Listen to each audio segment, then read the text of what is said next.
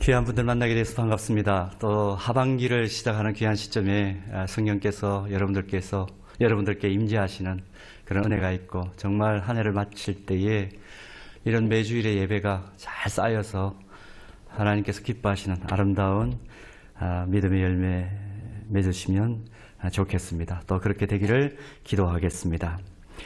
오늘 열정의 사람, 이런 제목으로 말씀을 잠깐 나누려고 하는데, 인터넷 포털 업체 한 군데에서 직장인들에게 이렇게 물었습니다. 학창시절에 희망했던 직업과 현재 직업이 일치하십니까? 이렇게 물었더니 응답자의 77%가 전혀 다른 일을 하고 있다, 그렇게 대답을 했습니다.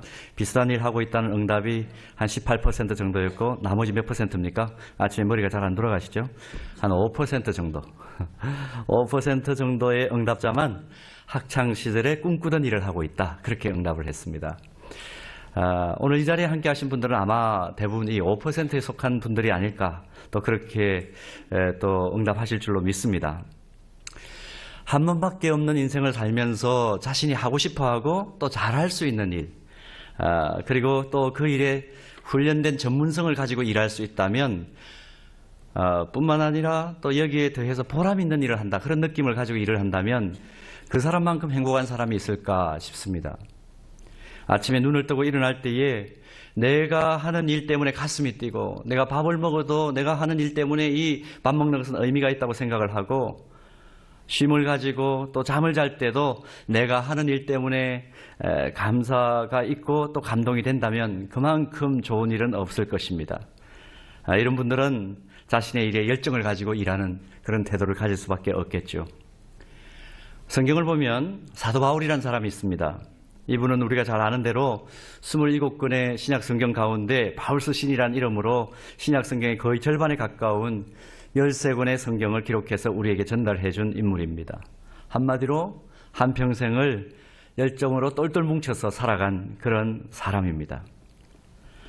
오늘 우리가 읽은 이 빌립보서 말씀을 보면 이 편지가 이제 사도 바울의 인생을 주 10년에서 67년 사이에 살았다, 이렇게 보통 이제 성경학자들이 주장을 하는데, 바울이 십자가의 복음을 전한다는 이유로 로마 감옥에 갇혀가지고 그의 인생을 이제 마무리하던 시점, 주후 63년경에 이 빌립보서가 기록되었다, 그렇게 우리는 성경학자들을 통해서 확인할 수 있습니다.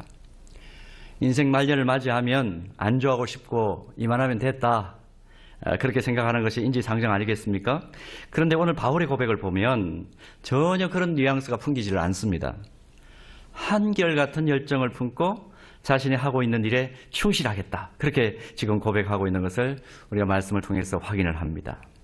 어떻게 노년이 되어서도 자신의 일에 대해서 전혀 지침 없이 열정의 사람으로 그렇게 살아갈 수 있었을까? 이게 오늘 우리가 보고 있는 이 본문 속에서 얻을 수 있는 의문이고 또 궁금증인데, 오늘 그 이유를 잠깐 살펴보면서 우리의 삶을 한번 조명해 보기를 원합니다. 첫 번째로 이 열정의 사람 바울은 자신이 하고 있는 일에 대해서 감사와 만족함을 가지고 있었다 하는 것을 발견하게 됩니다. 우리가 함께 읽진 않았지만 오늘 읽은 본문 바로 뒤에 나오는 빌립보서 4장 11절에서 13절 말씀 보면 바울이 이런 표현을 합니다. 내가 궁핍함으로 말하는 것이 아니니라. 어떠한 형편에든지 나는 자족하기를 배웠노니 나는 비천에 처할 줄도 알고 풍부에 처할 줄도 알아. 모든 일 곧 배부름과 배고픔과 풍부와 궁핍에도 처할 줄 아는 일체의 비결을 배웠노라. 그리고 우리가 잘 아는 빌립보서 4장 13절 말씀을 하시죠. 내게 능력 주시는 자 안에서 내가 모든 것을 할 수 있느니라. 지금 자신이 하고 있는 일에 대해서 자족한다. 그리고 조금 더 확대 해석을 하면 감사한다, 내가 즐거워한다, 그렇게 표현을 하는 겁니다. 구약성경 지혜서 전도서 3장 22절에도 보면 사람이 자기 일에 즐거워하는 것보다 더 나은 일이 없다, 그렇게 지혜자가 표현을 하죠. 즐기면서 하는 일을 보통 천직이라 그렇게 말합니다. 이건 천직이야. 일하니까 즐거우니까 힘들지만 이건 천직이야, 그렇게 생각하면 그건 즐겁게 일하면 이건 천직이야, 그렇게 생각한다는 거죠. 그래서 즐기면서 하는 일은 노동이 아니라 놀이다, 이렇게 표현하기도 합니다. 공사장에서 벽돌 쌓기를 하는 인부들이 있습니다. 건축주가 건축 상황을 보기 위해서 공사 현장을 나갔습니다. 인부들에게 어떤 일을 하는지 묻습니다. 한 사람이 이렇게 얘기합니다. 난 지금 먹고 살기 위해서 할 수 없이 벽돌 쌓기 하고 있습니다. 두 번째 사람이 이렇게 대답합니다. 나는 지금 우리 아이들의 미래를 위해서 지금 벽을 쌓고 있습니다. 세 번째 사람은 이렇게 대답합니다. 나는 절망과 시리에 빠져있는 이 시대의 사람들에게 희망을 주기 위해서 이 세상의 소망의 그루터기인 예배당을 건축하고 있는 중입니다. 지금 우리를 향해서 누군가가 당신 지금 뭘 하고 있어? 이렇게 묻는다면 여러분 뭐라고 대답하시겠습니까? 어떤 대답을 할 수 있을까요? 자신이 하고 있는 일에 가치와 자존감을 가지고 감사하며 즐겁게 하는 것보다 더 좋은 일은 없을 것이다. 그렇게 믿습니다. 잠깐 우리 정종훈 교수님하고 얘기를 나누면서 목사님하고 얘기를 나누면서 그런 얘기를 잠깐 들었습니다. 우리 의료원에 계시는 분들은 다 하는 일에 대해서 서로 기뻐하면서 기독교적 가치를 실현하면서 일하고 있습니다. 여러분 이런 마음이 지속되기를 축복합니다. 또 한 가지 열정의 사람 바울을 통해서 확인하는 것은 뭐냐 하면 목적을 향해서 꾸준히 달려가면서 삶의 우선순위를 잘 정돈하고 있다는 것을 발견합니다. 오늘 본문 13절을 보면 지금 바울은 앞에 있는 것을 잡으려고 애쓴다. 그렇게 자신의 상황을 밝히고 있죠. 그리고 14절에서는 표대를 향해 달려간다. 그렇게 밝힙니다. 삶의 목적, 자신이 도달해야 될 표대를 선명하게 보았던 것입니다. 그리고 그 목적 지점에 도달하기 위해서 우선순위가 흐리멍텅하지 않았다는 것이죠. 사실 우리가 하고 있는 일을 가만히 정돈해 보면 일상에서 하는 일들을 한번 정리를 해볼까요? 크게 네 가지 범주 아닙니까? 긴급하고도 중요한 일. 또 한 가지는 긴급하지도 않지만 진짜 중요한 일 있죠. 그리고 긴급하지만 중요하지 않은 일. 마지막 네 번째는 뭡니까? 긴급하지도 않고 중요하지도 않은 일. 크게 네 가지로 우리가 하고 있는 일을 나눌 수 있을 것입니다.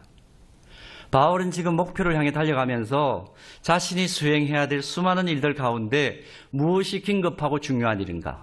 지금 긴급하지 않지만 이건 하지 않으면 안 되는 일이야 하는 긴급하지 않지만 중요한 일, 이런 것들에 대해서 집중력을 흐트리지 않았다는 것입니다.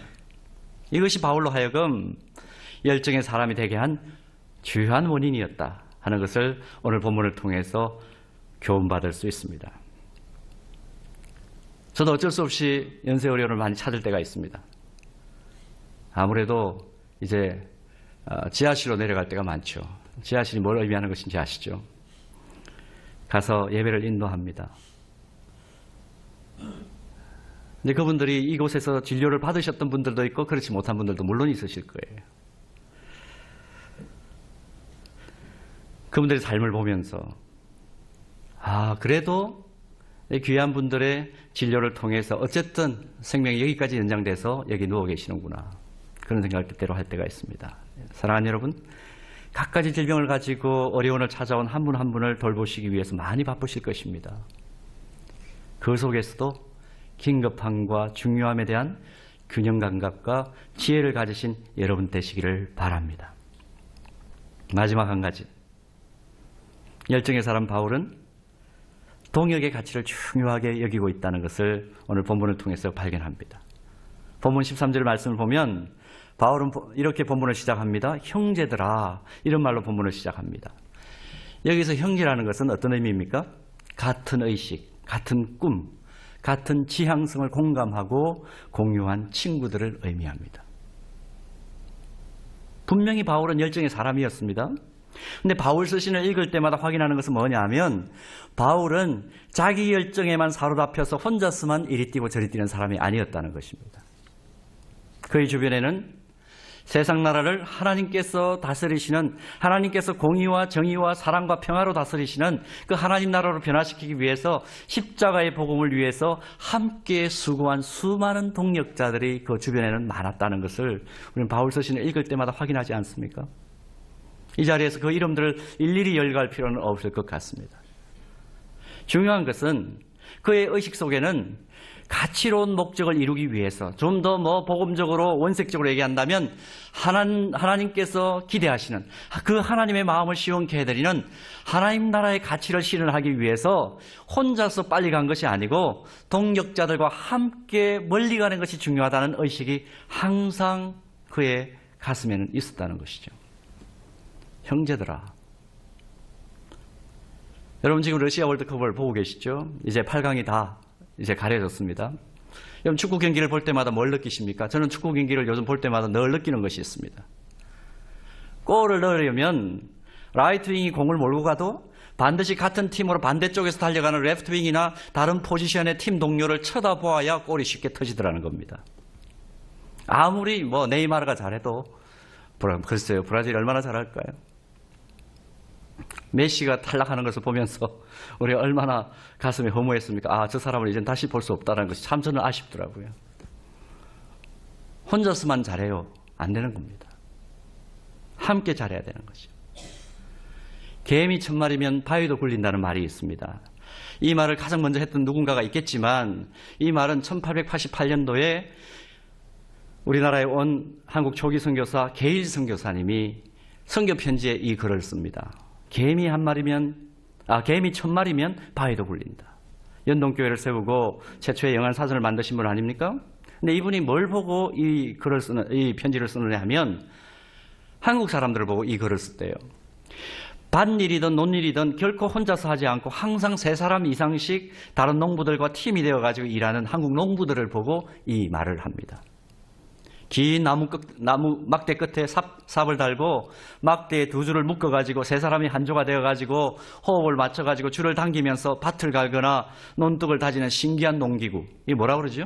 가래라 그러죠. 이 가래에 자기가 마음을 빼앗겼다. 그렇게 선교편지했습니다. 그러면서 게일 선교사가 쓰는 글을 보면 이런 글이 나옵니다. 한국의 농부들은 서로 호흡을 맞추어 노래까지 하면서 재밌기도 하고 쓸모있기도 하고 감동까지 느끼면서 함께 일하는 특징을 가진 독특한 사람들이다. 이렇게 선교편지에 쓰고 있습니다. 게일 선교사의 이 글을 보면서 우리가 깨닫는 것 있지 않습니까? 우리나라가 어떻게 짧은 시간에 이렇게 비약적인 성장을 할 수 있었는지 그 원리. 또 한국교회라면 한국교회가 어떻게 전 세계 교회에서 찾아볼 수 없는 유례없는 폭발적인 성장을 할 수 있었는가? 이유가 무엇이겠습니까? 할 수 있는 한 팀이 되어서 함께 일했다는 것입니다. 더불어 일했다. 아리스토텔레스가 미학이라는 책 속에서 이런 말을 합니다. 무슨 일을 하든지 매사에 아름답고 놀라운 결과를 도출하려면 모름지기 3가지가 있어야 된다. 뭐냐? 첫째, 재미가 있어야 된다. 둘째, 실제적이고 유용한 새로운 정보가 있어야 된다. 3번째는 감동이 있어야 된다. 여러분 일하는데 재미가 있으십니까? 또 늘 새로운 정보가 흘러 넘칩니까? 그 과정 속에 감동도 있으십니까? 일찍이 우리 민족은 함께 힘을 합쳐서 일을 하면 뭐가 있었느냐? 재미지다는 표현을 쓰죠. 재미지다. 재미가 있었다는 겁니다. 그리고 재미있게 계속 일하다 보니까 쓸모있는 결과가 도출됐다는 것이죠. 그리고 그 결과 어디에서도 느낄 수 없는 감동적인 경험을 공유하는 그런 민족이었다. 게일 선교사는 그걸 본 것입니다. 기회가 있을 때마다 함께 땀을 흘리고 함께 마음을 맞추어서 새로운 일을 시도하고 또 열심히 일을 했다는 것입니다. 함께 뛰는 동력의 기쁨이 결국 성장의 비결이다 하는 것이죠. 한 사람이 100걸음을 달려가는 것도 좋지만 100사람이 함께 한 걸음을 떼는 것이 중요하다는 말을 기억하실 것입니다. 오늘 이 귀한 의료원에서 한 팀이 되신 여러분에게 이 동력의식이 새로워지기를 축원합니다. 오늘 열정의 사람 바울을 통해서 어떻게 우리 역시 열정의 사람으로 우리에게 맡겨진 소명과 사명을 지속성 있게 감당할 수 있을까 함께 살펴보았습니다. 자신의 일에 대한 감사와 만족함이 있는 사람, 목적을 향해 꾸준히 달려가면서 삶의 우선순위를 잘 정돈하는 사람, 동역의 가치를 중요하게 여기는 것이 열정의 사람 바울이 가진 특징이었습니다. 이 원리가 이 귀한 현장에서 사역하시는 여러분들에게도 적용이 된다면 여러분 연세 의료원의 설립 목적은 그것 아닙니까? 하나님의 사랑으로 인류를 질병으로부터 자유롭게 한다. 이 가치가 더 순적하게 이루어질 줄로 믿습니다. 이 위대한 가치를 가지고 열정을 품고 섬기시는 모든 동역자들에게 하나님께서 함께 하시기를 축복합니다. 기도하겠습니다. 하나님 아버지, 정말 하나님의 사랑으로 온 인류를 회복시키고 치유하고 자유롭게 하기를 원하는 귀한 분들이 이 아침에 머리를 숙였습니다. 하는 일 속에 하나님 감사와 만족함을 통해서 주님의 영광 받으시고 우선순위를 잘 조정해서 움직일 때마다 많은 사람들이 유익을 얻게 하시고 동력의 가치를 중요하게 여기며 함께 힘을 합칠 때에 날마다 시너지 효과가 나타나게 하여 주옵소서. 이런 연세 어려움을 통해서 영광 받으실 예수님 이름으로 기도하옵나이다. 아멘.